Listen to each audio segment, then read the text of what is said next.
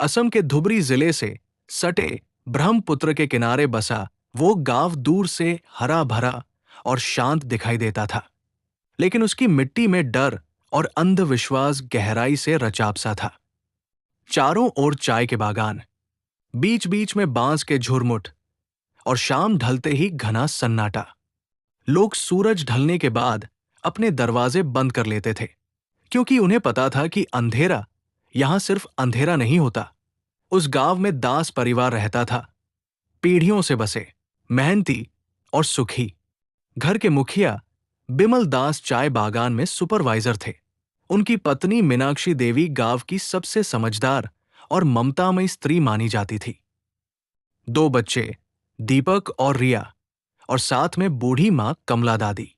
घर में हर सुबह धूप दीप, हर शाम हंसी और हर मौसम में संतोष था। लेकिन उसी गांव में एक और औरत रहती थी, माधवी। लोग उसे नाम से नहीं बुलाते थे, पीठ पीछे कहते थे डायन। माधवी कभी ऐसी नहीं थी।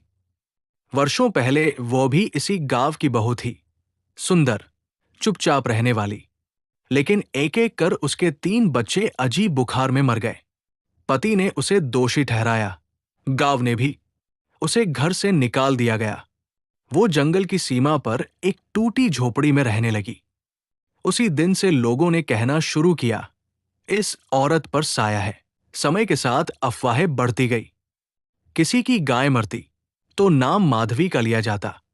किसी बच्चे को बुखार आता तो उंगली उसी पर उठती। वो चुप रहती, लेकिन उसकी आंखों में कुछ टूटता जा रहा था। एक रात, जब ब्रह्मपुत्र में बाढ़ का पानी तेजी से चढ़ रहा था, माधवी श्मशान के पास देखी गई। उसी रात उसने असम की पुरानी तांत्रिक विद्या, काला मंत्र, को अपनाया। वो विद्या जो तांत्रिकों द्वारा पीढ़ियों से छिपाकर रखी जाती थी। कहते हैं, जिसने उसे साध लिया वो आत्माओं को बांध सकता है। उसके बाद से गांव में अजीब घटनाएं शुरू हुई। सबसे पहले दास परिवार के घर। मीनाक्षी ने महसूस किया कि रात को कोई रसोई में चलता है। मिट्टी के बर्तन अपने आप खिसक जाते।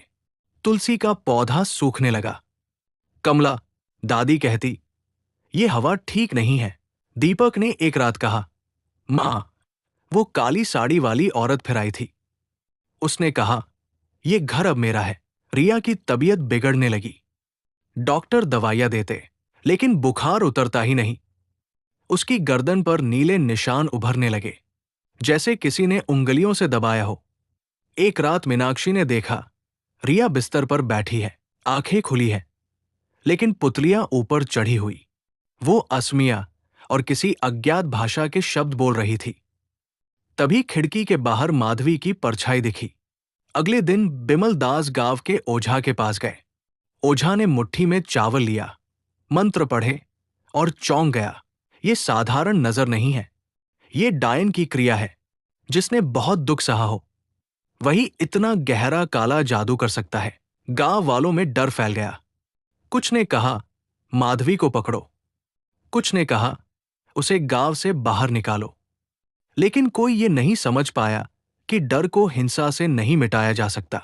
उसी रात ब्रह्मपुत्र के किनारे माधवी ने अंतिम अनुष्ठान किया। उसने अपने ही बाल काटकर आग में डाले, खून की बूंदें मिट्टी पर टपकाई और एक आत्मा को मुक्त किया, अपने सबसे छोटे बच्चे की, जिसे उसने कभी बचा नहीं पाया था। उसके बाद घटनाएं तेज हो गई।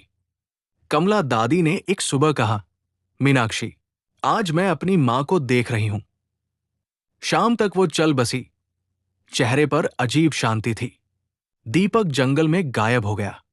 3 दिन बाद उसका शव नदी के किनारे मिला, आंखें खुली, मुंह में मिट्टी भरी हुई। मीनाक्षी पागलपन की कगार पर पहुंच गई। हर रात उन्हें सपना आता, माधवी उनके आंगन में बैठी हंस रही है और कह रही है, जब मेरा घर उजड़ा तब तुमने कुछ नहीं कहा। अंततः एक रात बिमल दास ने सच्चाई देखी। उन्होंने माधवी को अपने घर के अंदर देखा, दीवार से निकलती हुई, जलती आंखों के साथ। तूने मेरा परिवार क्यों चुना? उन्होंने रोते हुए पूछा। माधवी की आवाज हवा जैसी थी, क्योंकि तुम्हारा घर खुश था और मेरी बदनामी पर चुप था। अगली सुबह दास परिवार का घर खाली था। लोग कहते हैं मीनाक्षी और बिमल रात में ही ब्रह्मपुत्र में कूद गए। कुछ ही दिनों बाद माधवी भी अपनी झोपड़ी में मृत पाई गई, चेहरा विकृत, आंखें खुली। गांव वालों ने चैन की सांस ली, लेकिन गलतफ हम ही में थे। आज भी उस गांव में रात को किसी के दरवाजे पर दस्तक होती है। अगर कोई पूछ ले कौन, तो जवाब आता है डायन नहीं, तुम्हारी चुप्पी। और असम की हवा फिर से भारी हो जाती है। मध्य प्रदेश के विंध्याचल की तलहटी में बसा एक छोटा सा गांव था, सेमराकुंड। नक्शों में उसका नाम शायद ही कहीं मिलता, लेकिन जंगल, पहाड़ और सूखी नदियों के बीच दबा वो गांव सदियों पुरानी काली कहानियों का बोझ ढो रहा था। दिन में सेमराकुंड बिल्कुल आम लगता। कच्ची गलियां, मिट्टी के घर, पीपल का पुराना पेड़ और एक टूटा हुआ शिवालय। मगर जैसे ही सूरज ढलता, हवा में एक अजीब सी ठंडक उतर आती, मानो किसी ने अदृश्य हाथों से रोशनी निचोड़ ली हो। रात के सन्नाटे में जंगल से आती आवाजें, कभी किसी के रोने जैसी, कभी हंसी की और कभी किसी के नाम पुकारने की, लोगों के दिलों में सालों से पल रहा डर जगा देती। गांव के बूढ़े कहते थे कि सेमराकुंड की मिट्टी में काला मंत्र मिला हुआ है। यहां जन्म लेना आसान था, लेकिन चैन से मरना नहीं। वजह थी गांव के पूरब में फैला वो घना जंगल, जिसके बीचों बीच एक पुराना श्मशान था। वही श्मशान जहां दशकों पहले एक तांत्रिक ने ऐसी साधना की थी, जिसका असर आज भी हवा में तैरता था। उसका नाम था भैरवदत्त। लोग उसका नाम लेने से भी डरते थे। कहते थे उसने अमरता की चाह में देवताओं से नहीं, अंधकार से सौदा किया था। राघव उसी गांव में पला बढ़ा था। पढ़ाई के लिए शहर गया, नौकरी लगी और बरसों बाद मां के बीमार होने की खबर पर वापस लौटा। बस से उतरते ही उसे लगा जैसे गांव ने उसे पहचान लिया हो। हवा में वही भारीपन, वही घुटन। घर पहुंचा तो मां की आंखों में डर था, ऐसा डर जो बीमारी से नहीं, किसी अनकहे भय से उपजा हो। रात को मां बुदबुदाती, उसे मत बुलाना, उसे मत बुलाना। राघव पूछता, पर मां चुप हो जाती। पहली ही रात उसे अजीब सपना आया। उसने देखा कि वो उसी श्मशान की ओर जा रहा है। जमीन गीली है, पर बारिश नहीं, पेड़ों पर पत्ते नहीं, सिर्फ परछाइयां। अचानक पीछे से किसी ने उसका नाम लिया, आवाज बिल्कुल मां जैसी।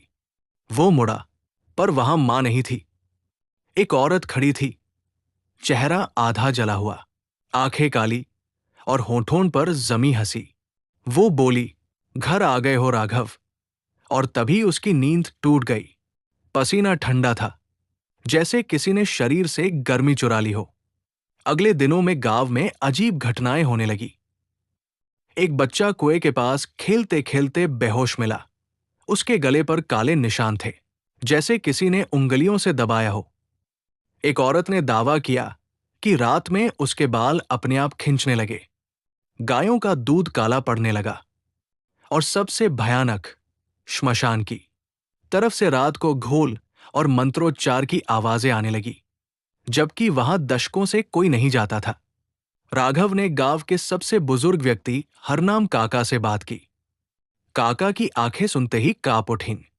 उन्होंने बताया कि भैरवदत्त ने बरसों पहले श्मशान में चामुंडा साधना शुरू की थी। अंतिम रात उसने गांव से 7 लोगों की बलि दी, उनकी आत्माओं को बांधकर शक्ति पाने की कोशिश की। मगर साधना अधूरी रह गई। भैरवदत्त मरा नहीं, पूरी तरह जिया भी नहीं। उसकी चेतना श्मशान, जंगल और गांव की नसों में फैल गई। हर कुछ सालों में वह किसी को पुकारता, किसी अपने वंश का, किसी ऐसे का जिसकी रगों में वही मिट्टी हो। राघव समझ गया कि मां की बीमारी कोई साधारण बीमारी नहीं। वो रात रात भर जागने लगी थी, जैसे किसी आवाज का इंतजार कर रही हो। एक रात मां ने राघव का हाथ पकड़ा और फुसफुसाई, तू उसे देख चुका है ना? राघव का दिल बैठ गया। मां ने बताया कि राघव का जन्म उसी रात हुआ था, जब श्मशान से मंत्रों की आवाजें आई थी। गांव की औरतें कहती थी, ये बच्चा बुलाया गया है, डर अब राघव के भीतर उतर चुका था। वो शहर लौटना चाहता था, पर कुछ उसे रोक रहा था, जैसे गांव ने उसकी परछाई पकड़ ली हो। उसी रात उसे फिर सपना आया। इस बार वो औरत नहीं थी, एक लंबा सा साया था जिसके चारों ओर राख उड़ रही थी। आवाज आई, अधूरा काम पूरा कर, और राघव की छाती पर कुछ भारी आ बैठा। उसकी चीख निकलने से पहले ही वो जाग गया, पर सीने पर उंगलियों के निशान थे, काले, ठंडे। गांव के एक तांत्रिक लक्ष्मीकांत को बुलाया गया। उसने घर में कदम रखते ही कहा, ये घर नहीं, द्वार है। उसने नींबू, राख और काले धागे से उपाय किए, पर जाते जाते चेतावनी दी, अगर उसे श्मशान में बुलावा मिला है तो कोई भी उसे रोक नहीं पाएगा। उसी रात लक्ष्मीकांत की लाश नदी किनारे मिली, आंखें बाहर निकली हुई, मुंह खुला, जैसे अंतिम क्षण में कुछ देख लिया हो। अब डर ने शक्ल ले ली थी। गांव छोड़ने की कोशिश करने वाले लोग रास्ते में ही बीमार पड़ने लगे। बसें खराब हो जाती, मोबाइल काम नहीं करते, रात में घरों की दीवारों पर साए चलने लगे। राघव को महसूस होने लगा कि कोई उसके भीतर झांक रहा है। उसके ख्याल, उसके डर, उसकी यादें सब पढ़ रहा है। एक अमावस की रात मां अचानक उठकर श्मशान की ओर चल पड़ी। राघव पीछे पीछे गया। जंगल में कदम रखते ही हवा गाढ़ी हो गई, पेड़ जैसे झुककर रास्ता देख रहे हों। श्मशान पहुंचे तो बीचों बीच एक अधजली वेदी थी। मां की आंखें खाली थी। उसने कहा, वो आ रहा है। तभी जमीन से धुआं उठा और उसी धुएं से वो आकृति बनी, भैरवदत्त। उसका शरीर राख और हड्डियों से बना था, आंखों में अनंत भूख। भैरवदत्त ने कहा कि अधूरी साधना पूरी करने के लिए उसे राघव चाहिए, खून नहीं, चेतना। जैसे ही उसने हाथ बढ़ाया, मां बीच में आ गई। उसने कबूल किया कि बरसों पहले उसी ने भैरवदत्त को श्मशान में बुलाया था, अपनी संतान के लिए रक्षा मांगने। सौदा हुआ था जिसकी कीमत आज चुकाई जा रही थी। अगला पल चीखों से भरा था। मंत्र, ढोल, हवा की सनसनाहट। राघव को लगा उसका दिमाग फट जाएगा। उसने देखा गांव के वे 7 चेहरे जिनकी बलि दी गई थी, हवा में तैर रहे थे। उनकी आंखों में एक ही विनती, मुक्ति। राघव ने भीतर से एक निर्णय लिया। उसने भैरवदत्त को नहीं, उन आत्माओं को पुकारा। उसने खुद को वेदी पर रख दिया, अपनी चेतना खोल दी। जो हुआ उसे शब्द नहीं पकड़ पाते। जंगल कांप उठा, श्मशान की आग नीली हो गई। भैरवदत्त चीखा, पहली बार। वो शक्ति जिसे वो बांधना चाहता था, उसी ने उसे जकड़ लिया। आत्माएं मुक्त हुई, पर उनकी मुक्ति की कीमत थी। सुबह जब गांव जागा, श्मशान राख बन चुका था। मां शांत थी, हमेशा के लिए। राघव जीवित था, पर उसकी आंखों में कुछ बुझ चुका था। वो गांव छोड़ गया। लोग कहते हैं सैमरा कुंड अब शांत है, मगर कुछ रातों में जब हवा अचानक ठंडी हो जाती है, जंगल से किसी के कदमों की आवाज आती है, और अगर कोई उस आवाज को सुनकर पलट जाए तो उसे लगता है कोई उसके भीतर झांक रहा है, क्योंकि काला जादू मरता नहीं, वो सिर्फ अगला द्वार ढूंढता है। गांव का नाम था अमरपुर, लेकिन उस नाम में अब कुछ भी अमर नहीं बचा था। सूरज ढलते ही इस गांव पर एक अजीब सी खामोशी उतर आती थी, जैसे किसी ने हवा को भी सांस लेने से मना कर दिया हो। लोग अपने दरवाजे बंद कर लेते, बच्चों को भीतर खींच लेते, और दियों की लौ भी सहमी सहमी कांपने लगती। वजह थी हवेली के पीछे का वो पीपल का पेड़, जिसके नीचे कभी पूजा हुआ करती थी, लेकिन अब वहां सिर्फ डर बसता था। कहते हैं उस पेड़ की जड़ों में किसी जमाने में एक औरत को जिंदा दफना दिया गया था। उसका नाम था कामिनी। सुंदर, तेज नजर वाली, और आंखों में ऐसा कुछ था जो आदमी को असहज कर देता। वो आई थी बाहर से, किसी के साथ नहीं, किसी की नहीं। धीरे धीरे उसने गांव के लोगों को अपने वश में करना शुरू किया। किसी के बच्चे बीमार पड़ते तो कामिनी की दी हुई राख से ठीक हो जाते। किसी की फसल सूख जाती तो उसके कहे मंत्र से हरी हो जाती। लोग उसे देवी मानने लगे, लेकिन पुजारी और गांव के बुजुर्ग समझ चुके थे कि ये सब साधारण नहीं था। कामिनी काले जादू की साधिका थी। एक रात गांव के मुखिया का जवान बेटा अचानक पागल हो गया। दीवारों पर नाखूनों से खरोंचता, अजीब भाषा में चिल्लाता और बार बार कामिनी का नाम लेता। पुजारी ने साफ कहा कि ये काले जादू का असर है और इसे रोका नहीं गया तो पूरा गांव इसकी चपेट में आ जाएगा। डर और अंधविश्वास ने मिलकर फैसला लिया। अगली रात कामिनी को पकड़कर पीपल के नीचे ले जाया गया। उसने बहुत चिल्लाया नहीं, बस मुस्कुराई थी। उसकी आंखों में डर नहीं, बल्कि वादा था। उसे जिंदा दफना दिया गया। मरते वक्त उसने सिर्फ इतना कहा था, मैं जाऊंगी नहीं, मैं लौटूंगी। उसके बाद अमरपुर कभी पहले जैसा नहीं रहा। सालों बाद शहर से एक आदमी गांव लौटा। नाम था आरव। बचपन में उसने यही गांव छोड़ा था, जब उसके पिता की रहस्यमयी मौत हुई थी। लोग कहते थे कि उसके पिता ने कुछ देख लिया था, कुछ जान लिया था। आरव अब पत्रकार था और उसे अपनी जड़ों की सच्चाई जाननी थी। गांव पहुंचते ही उसे वही सन्नाटा महसूस हुआ। उसकी मां ने उसे देखते ही दरवाजा बंद कर लिया, जैसे वो बेटा नहीं, कोई अपशकुन हो। रात को आरव को नींद नहीं आई। आधी रात को उसने किसी औरत के रोने की आवाज सुनी। आवाज पीपल की तरफ से आ रही थी, जैसे कोई मिट्टी के नीचे से चीख रहा हो। वो आवाज सीधे उसके दिल में उतर रही थी। आरव टॉर्च लेकर बाहर निकला। जैसे जैसे वो पेड़ के पास पहुंचा, हवा ठंडी और भारी होती चली गई। तभी उसे मिट्टी में कुछ चमकता दिखा, एक चूड़ी, लाल रंग की। जैसे ही उसने चूड़ी उठाई, उसके कानों में फुसफुसाहट गूंज उठी, तुम ही हो, तुम ही मुझे बाहर निकालोगे। आरव घबरा गया। उसने चूड़ी फेंक दी और भागकर घर लौटा, लेकिन अब बहुत देर हो चुकी थी। उस रात से उसके सपनों में वही औरत आने लगी। उसके बाल मिट्टी से सने होते, गर्दन टेढ़ी और आंखें पूरी तरह काली। वो हर बार एक ही बात कहती, मेरा हिसाब बाकी है। धीरे धीरे गांव में फिर अजीब घटनाएं होने लगी। मवेशी मरे मिलने लगे, बच्चे बीमार पड़ने लगे और लोगों को सपनों में वही औरत दिखने लगी। पुजारी ने आरव को बुलाकर कहा कि जिस दिन तुम गांव लौटे हो, उसी दिन से सब शुरू हुआ है। आरव को याद आया वो चूड़ी। उसने सच जानने का फैसला किया। पुरानी हवेली के तहखाने में उसे एक तांत्रिक ग्रंथ मिला।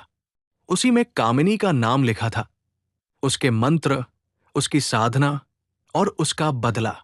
लिखा था कि कामिनी की आत्मा तब तक मुक्त नहीं होगी जब तक उसका बलिदान पूरा नहीं होगा। और बलिदान किसी और का नहीं, बल्कि उसी खून का चाहिए जिसने उसे धोखे से मारा था। आरव को सच्चाई समझ में आ गई। उसके पिता उस रात गांव वालों के साथ थे। उन्होंने ही मिट्टी डाली थी और अब कामिनी की आत्मा पीढ़ियों से बदला ले रही थी। अंतिम रात अमावस्या की थी। पीपल के नीचे जमीन अपने आप फटने लगी। काली धुआं उठने लगा। गांव वाले इकट्ठा हुए। चीख पुकार मच गई। मिट्टी से कामिनी का अधजला शरीर बाहर आया। उसकी आवाज गूंजी, आज कोई नहीं बचेगा। आरव आगे बढ़ा। उसने ग्रंथ के मंत्र पढ़े, लेकिन मंत्र पूरे नहीं हुए। तभी कामिनी ने उसकी आंखों में देखा और हंसी। तुम मेरे जैसे हो, उसने कहा, तुम भी अंधेरे को समझते हो। कभी वो घर हंसी से भरा रहता था। आंगन में तुलसी का चौरा, पीछे आम और कटहल के पेड़, सुबह गाय की घंटी और शाम को दीपक की लौ। गांव वाले उस परिवार को भगवान का दिया हुआ घर कहते थे। परिवार के मुखिया हरिनाथ मिश्र ईमानदार, मेहनती और सभी के सुख दुख में साथ खड़े रहने वाले व्यक्ति थे। उनकी पत्नी सावित्री देवी सादगी और संस्कार की मिसाल थी। 2 बेटे मोहन और राघव और एक बेटी अनुपमा। सब कुछ था और सबसे बड़ी बात थी शांति। लेकिन हर हरियाली को कोई न कोई नजर लग ही जाती है। हरिनाथ की सगी बहन शांति जिसे सब बुआ कहते थे, इसी घर में कभी रही थी। उसका विवाह ठीक न हुआ, पति शराबी निकला और अंततः वो मायके लौट आई। पर मायके में भी उसका मन कभी नहीं भरा। वो देखती थी कि उसका भाई सुखी है, बच्चे पढ़ लिख रहे हैं, खेत लहलहा रहे हैं। वही सुख उसकी आंखों में चुभता था। शांति बाहर से भोली और धार्मिक दिखती, लेकिन भीतर ईर्ष्या और कुंठा का भयानक दलदल था। उसे लगता था कि इस घर की खुशहाली उसकी बदनसीबी का मजाक उड़ाती है। उसी समय गांव के बाहर जंगल की सीमा पर रहने वाली एक तांत्रिका का नाम फैलने लगा, कालरात्रि। कहा जाता था कि वो श्मशान की राख से खेलती है, आत्माओं को बांध सकती है और जिसे चाहे मिट्टी में मिला दे। लोग उससे डरते थे, लेकिन जरूरत पड़ने पर चोरी छिपे जाते भी थे। एक अमावस्या की रात शांति चुपचाप घर से निकली। उसके हाथ में भाई के घर की मिट्टी, एक पुराने कपड़े का टुकड़ा और अनुपमा की कंघी में फंसे कुछ बाल थे। वो सीधे कालरात्रि की झोपड़ी पहुंची। तांत्रिका ने बिना पूछे कहा, तू खून नहीं मांग रही, पर बर्बादी मांग रही है। शांति ने सिर झुका दिया। मुझे वो घर चाहिए। उजड़ा हुआ। उस रात श्मशान में भयानक अनुष्ठान हुआ। मंत्र, हड्डियां, रक्त और आग। कालरात्रि ने एक ऐसी आत्मा को जगाया जिसे वर्षों पहले जलाकर मारा गया था। एक जलन में मरी औरत जिसका सुख छीन लिया गया था। वही आत्मा उस घर की ओर भेज दी गई। शुरुआत बहुत धीमी थी। पहले गाय ने दूध देना बंद कर दिया। फिर फसल में अजीब बीमारी फैल गई। हरिनाथ बीमार रहने लगे। डॉक्टर कुछ समझ नहीं पा रहे थे। रात को घर में किसी के चलने की आवाज आती, लेकिन कोई दिखता नहीं। अनुपमा सबसे पहले शिकार बनी। उसके बाल झड़ने लगे, चेहरा पीला पड़ गया।